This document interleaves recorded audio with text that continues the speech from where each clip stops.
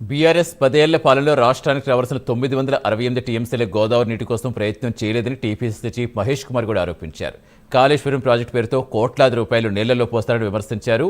జడ్జిలు, సినీతారులు, బడా నాయకుల ఫోన్లు ట్యాప్ చేసిన నీచ చరిత్ర బీఆర్ఎస్దే అన్నారు. కేసీఆర్, కేటీఆర్ ప్రమేయంతోటే ఫోన్ ట్యాపింగ్ జరిగిందని ఆరోపించారు.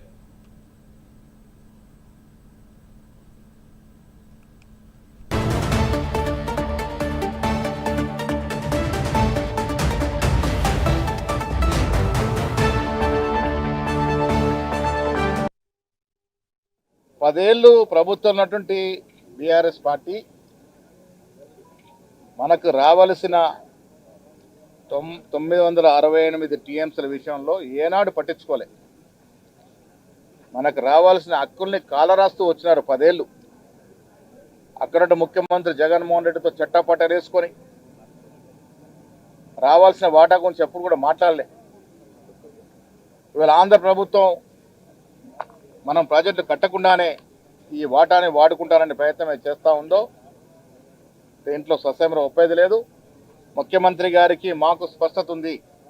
తెలంగాణకి రావాల్సిన నీటి వాటా విషయంలో ఎక్కడ కూడా రాజీ పడేది లేదు.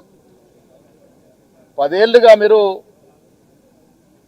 కాలయాపన చేసి 1,20,000 కోట్లు నీళ్లలో పోసి కాళేశ్వరం ప్రాజెక్టు కడితే ఇప్పటి వరకు వాటిని తోడిన నీరు 100 టీఎంసీలోనే ఉంది.